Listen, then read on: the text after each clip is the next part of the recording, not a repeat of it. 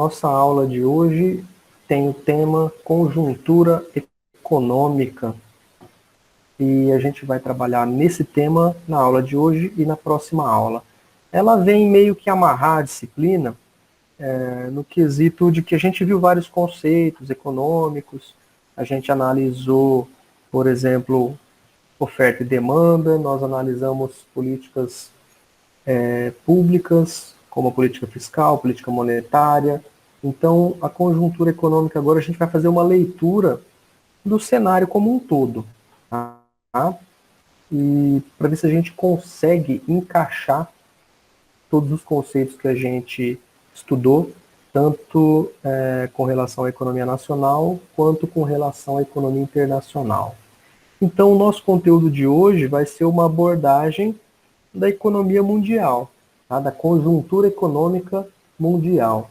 Claro que eu vou começar falando do Brasil e depois a gente fala do principal país, né, que comercializa com todo mundo praticamente, que é os Estados Unidos. E, por fim, a gente fala brevemente do cenário global. Bom, então, primeiro eu falo do Brasil. A situação econômica do Brasil é um reflexo de uma pandemia, ou seja, essa nossa situação econômica, ela não é uma situação econômica normal, ela é já impactada por uma questão pandêmica. E claro que todo o cenário global também está sendo impactado por causa da pandemia. Em segundo lugar, falaremos sobre o cenário dos Estados Unidos. E em terceiro, o mundo. E por fim, algumas considerações finais. Bom, então vamos falar um pouquinho da situação econômica do Brasil. E para explicar a situação econômica do Brasil, a gente fala dos agregados macroeconômicos. Os principais agregados macroeconômicos são a Selic, o IPCA, o PIB e o nível de emprego, ou seja, o desemprego. O que são agregados macroeconômicos? Agregados macroeconômicos são índices, são indicadores que expressam dados importantes do país, de um país, tá, ou de uma nação. Então, esses agregados macroeconômicos, eles expressam como o país vem evoluindo nas questões de emprego, como o país vem evoluindo nas questões de inflação, de produto interno bruto e etc. Então, esses números gerais, eles expressam o andamento, né? Se o país, se a nação está crescendo ou não. O primeiro agregado macroeconômico que a gente vai ver é a Selic. Então, nós já sabemos, a Selic é a taxa básica de juros. Então, nós estudamos isso em aulas passadas e nós entendemos que o Banco Central, através do Copom, determina a taxa básica de juros, que, em palavras simples, é a taxa que são negociados os volumes financeiros. Então, praticamente, o Banco Central ele negocia essa taxa com os bancos privados e os públicos também, e os bancos repassam aos seus clientes uma taxa bem próxima da Selic. Lembrando que uma das formas com que o próprio governo capitaliza recursos, ou seja, arrecada dinheiro, é através da venda de tesouros, né, de títulos do Tesouro. Inclusive, tem um especial, né, um título especial, que ele é baseado na Selic. Então, é uma maneira com a qual o governo capitaliza. Então, ele vende um produto financeiro para as pessoas, para os bancos, e arrecada recursos em troca, obviamente, a pessoa que está emprestando, que está investindo esse dinheiro com o governo, em troca dessa operação, ela vai receber juros. Esses juros são fixados por essa taxa básica de juros chamada Selic. Esse gráfico, ele está mostrando para a gente, deixa eu só abrir aqui uma ferramenta, esse gráfico ele mostra para a gente o cenário atual da Selic. Então a gente tem aqui um gráfico que expressa dezembro de 2019, até novembro de 2020. Dá para perceber nitidamente que esse gráfico, ele é um gráfico descendente, ou seja, a Selic veio caindo ao longo dos últimos meses. Tá? O governo federal, trabalhou com uma taxa Selic por volta de 6% por um bom tempo, um bom período, tá? Se não me engano, por mais de um ano, e depois veio reduzindo gradativamente, e aqui a gente pode notar, ó, de março de 2020 em diante, foram realizadas quedas, né, na taxa básica de juros gradativas, tá? De praticamente 0,5 pontos percentuais, às vezes 0,25 pontos percentuais. Então, de março de 2020 até maio de 2020, nós tivemos mais uma sequência de quedas da taxa básica de juros. Hoje, essa taxa, ela se encontra em 2%. Então, a taxa básica de juros Selic, atualmente, ela se encontra em 2% ao ano, tá? Lembrando aqui em cima, no título do gráfico, ao ano, ok? Então, é uma taxa muito baixa, é uma taxa que para o Brasil ela é praticamente histórica também. O Brasil nunca teve períodos com taxas bem baixas como a gente vive hoje, tá? Essas informações foram retiradas do site, na verdade, do relatório Focus, na data de 13/11. O segundo agregado macroeconômico que a gente vai analisar é o IPCA. Então, o que é o IPCA? Índice Nacional de Preços ao Consumidor Amplo. É como a gente pode medir o andamento da inflação. Então, todo mundo conhece o que é inflação. Nós já estudamos também em aulas passadas sobre IPCA, sobre inflação, mais especificamente. Então, sabemos que a inflação ela é um instrumento que corrói o poder de compra das pessoas. Então, quanto maior a inflação, menos poder de compra o consumidor terá. Quanto menor a inflação, maior poder de compra esse consumidor terá. Então, a inflação também, a semelhança da taxa básica de juros, a Selic, ela veio em um decréscimo, né? Então, ela veio decaindo a níveis bem baixos. Nós também raramente tivemos um cenário de inflação baixa. Olha aqui no gráfico, ó, de dezembro de 2019 até praticamente maio de 2020, essa inflação, esse IPCA, estava bem próximo a 2%. Tá? Então aqui na linha, no eixo zero, nós temos o 2,5. Então nós estávamos nesse período, entre abril e maio, praticamente a 2% de inflação. Hoje, essa inflação já ganha um pouco mais de fôlego, dá para perceber na reta final aqui do gráfico, né? Então, a taxa da inflação, ou seja, o índice do IPCA, ele já vem retomando um nível de crescimento, claro que bem tímido ainda, bem pequeno ainda. Nós temos aproximadamente essa taxa da inflação voltando a 3,2%, a 3,5%. Então, nós temos uma taxa de inflação que, por enquanto, ainda é baixa, né? Nós não temos uma taxa de inflação ainda muito alta, mas a tendência, no longo prazo, é que essa taxa aumente. A taxa da inflação, ou seja, o nosso IPCA, hoje, no acumulado dos últimos 12 meses, é igual a 3,92%. Então, esse topo aqui do gráfico, né? Esse gráfico também foi retirado do relatório Focus, da data de 13/11. Então, em 13/11, a inflação estava por volta de 3,9% ao ano, ou seja, nos últimos 12 meses. E o que significa uma inflação mais alta? significa que a população vai começar a perder um pouco do poder de compra. Significa que a gente já percebe em alguns produtos no supermercado um aumento relativo nos preços, ou na prestação de serviços, a gente já pode perceber um aumento relativo nos preços, porque à medida que os insumos vão subindo, as pessoas vão reajustando os seus preços, né? Os prestadores de serviço ou os vendedores de produtos, né? Os produtores em geral vão reajustando os seus preços.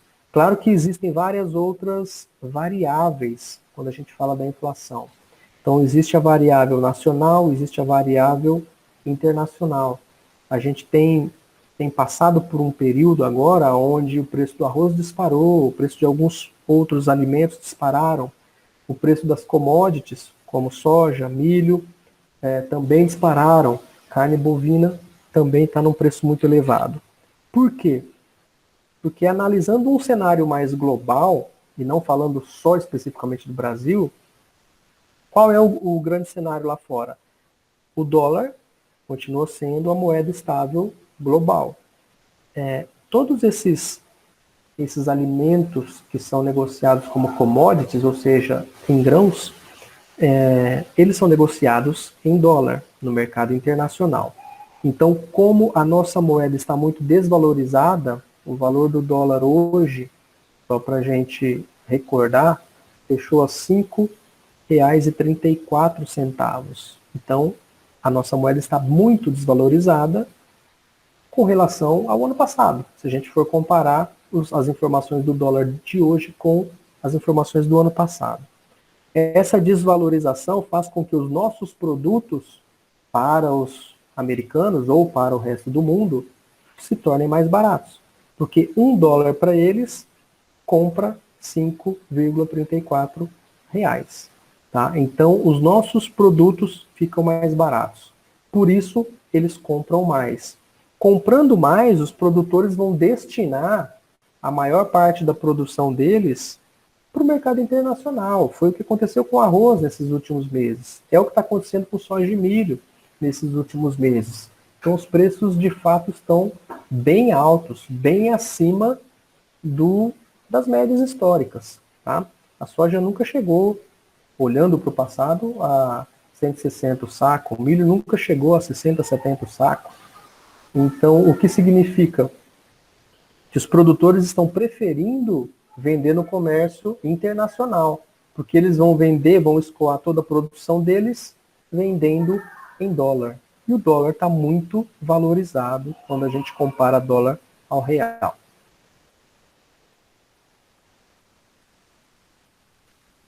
Bom, aqui ainda para falar de IPCA, né, e a gente tem também aqui um resuminho, né, desses agregados macroeconômicos. Então, o que nós visualizamos aqui nessa tabela? A gente visualiza o IPCA, e aqui são previsões, né? Na verdade, não são as previsões aqui, são as semanas passadas, né? Então, o IPCA, há 4 semanas, estava 2,65. Há uma semana atrás, estava 3,20. E na data de 13/11, né, data do relatório, estava a 3,25. E subindo, né? Então, o IPCA está subindo. O IPCA, que é uma atualização dos últimos 5 dias úteis, né? O cálculo realizado apenas nos 5 dias úteis anteriores a essa pesquisa, traz há 4 semanas R$ 2,76, 2%, 76, há uma semana 3,27% e na data do relatório, 13/11, 3,39%. Como um terceiro agregado macroeconômico, nós podemos falar do PIB. Também já vimos o PIB em aulas passadas, já entendemos qual é a importância do PIB, qual é a função do PIB e o que mede esse produto interno bruto. Então, o produto interno bruto, ele reflete o crescimento econômico da nação. Quantos por cento essa nação está de fato crescendo, né, produzindo, ou quantos por cento essa nação está regredindo?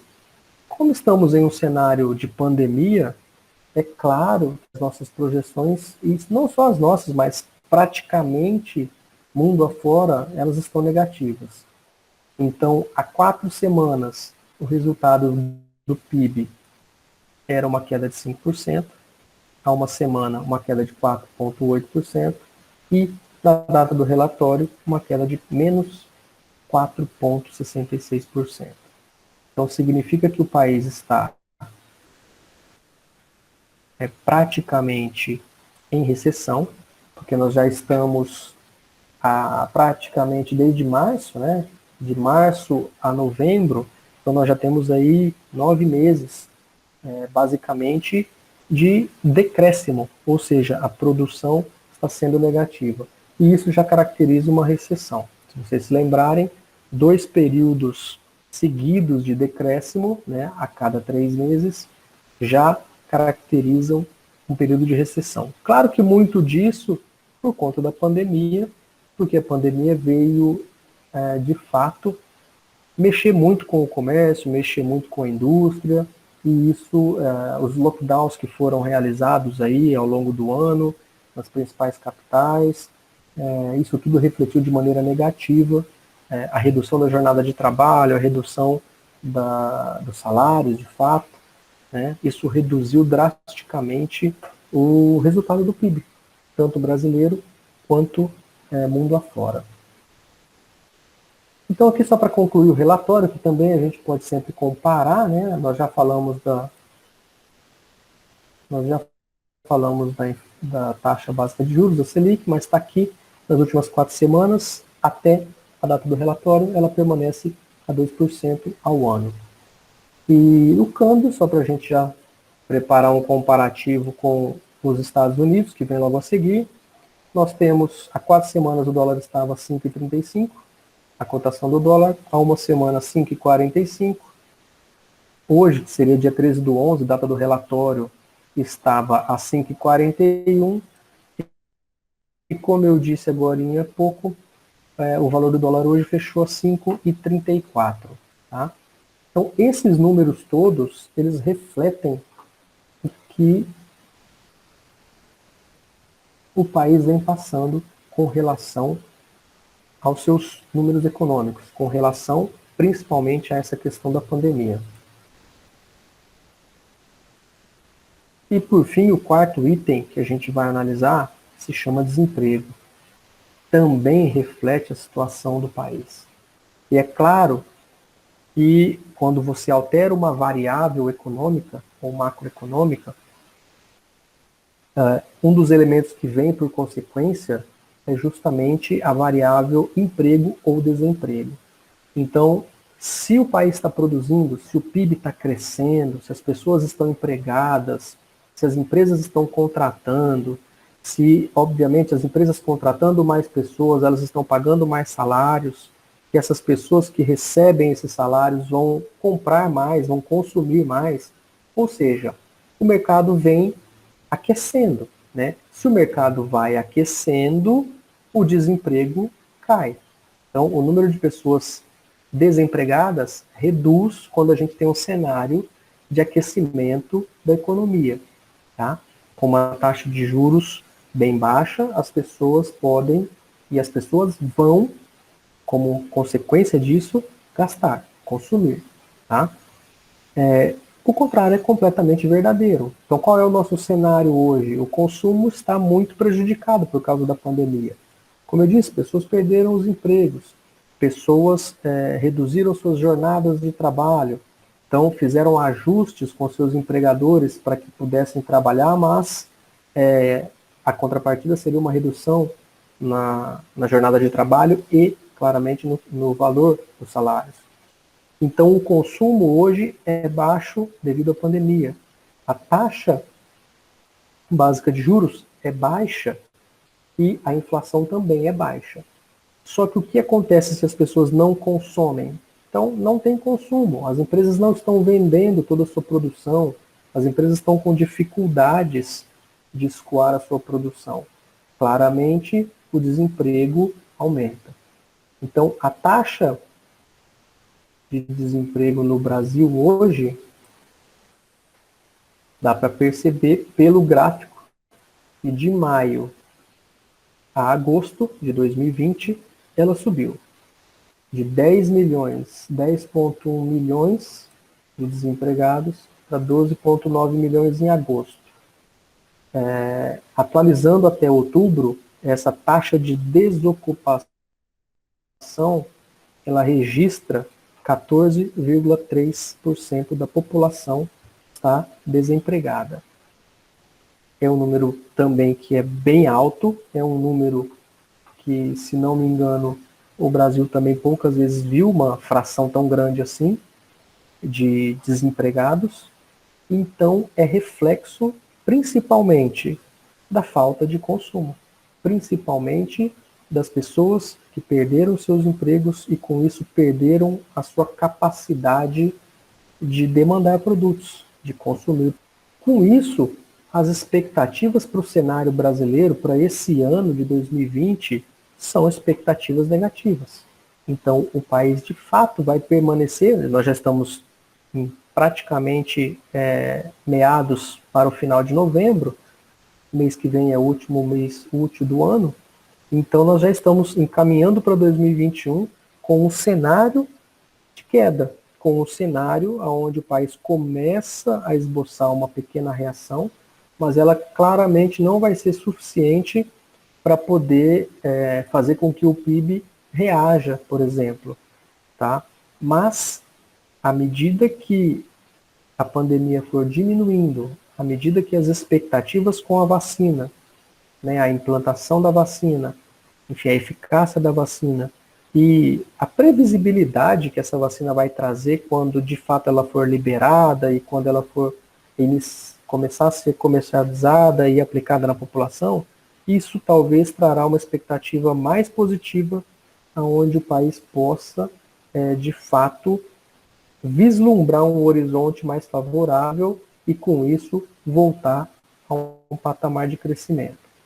Algumas informações, se a gente for procurar na leitura diária, né, enfim, nos principais jornais que falam de economia, nos principais veículos que trabalham as informações econômicas, como o Banco Central, como o próprio relatório Focus e vários outros sites do gênero, há especialistas que digam que para 2021, não só o Brasil, mas vários países já esboçam um pequeno crescimento econômico. Bom, entrando agora no item número 2, a gente fala um pouquinho dos Estados Unidos, né? A gente adentra ao cenário mundial. Se o Brasil está sofrendo como está sofrendo nessa pandemia, claro que os Estados Unidos também sofrem. Talvez não nas mesmas proporções que nós, mas eles também estão passando por um cenário ruim, por um cenário de desemprego. Tá? Então, antes da pandemia, ou seja, no início do ano, janeiro, fevereiro, o cenário do desemprego norte-americano era abaixo dos 4%. Era por volta de 3%, 3,2%. Com a pandemia, o nível de desemprego nos Estados Unidos, ele cresceu superou a barreira dos 4% logo no mês de março. Né? De 4,4% para 14,7%. Então, houve um crescimento de praticamente 10 pontos percentuais de março para abril de 2020. Isso acarretou nos Estados Unidos o maior recorde histórico de desemprego. Os Estados Unidos nunca teve um nível de desemprego tão acentuado como o que está acontecendo agora por causa dessa pandemia. Com relação ao PIB dos Estados Unidos, ao Produto Interno Bruto norte-americano, esse PIB teve uma queda também. Uma queda de aproximadamente 33% no ano de 2020. Então, a produção norte-americana, ou seja, tudo aquilo que eles também produzem, teve uma queda muito acentuada de praticamente 33%, segundo a Reuters. Né? Esses dados também foram retirados por uma agência de classificação, a Reuters, na data de 13/11. Taxa de juros. Nos Estados Unidos, além do nível de desemprego estar muito alto, além do PIB ter ocorrido uma queda muito acentuada de 33%, a taxa de juros lá continuou muito baixa. Então, o Fed, né, o Banco Central norte-americano, levou essas taxas de juros a patamares muito baixos, a patamares praticamente irrisórios, de 0 a 0,25% ao ano. Ao ano. São taxas muito, mas muito baixas mesmo. E aí fica aquela grande pergunta: se as taxas de juros, né, a taxa básica de juros norte-americana, ela é no máximo 0,25% por ano, esse rendimento é irrisório. Então, por que as pessoas, no momento de crise, no momento de pandemia, elas retiram os seus investimentos ao redor do mundo e concentram seus investimentos nos Estados Unidos? Por causa da segurança que o dólar traz nesses momentos de crise. Tanto é que, além do dólar, o que está sendo mais comercializado nesses momentos de crise? O ouro, por exemplo. Então, muitas pessoas passaram a investir em ouro, né, que na hora da crise, na hora do desespero, o ouro com certeza se valorizou muito durante esse ano todo, e o dólar com certeza não perdeu valor. As outras moedas se ajustam com relação ao dólar, mas o dólar não perde o seu valor e continua sendo a moeda mais forte do planeta.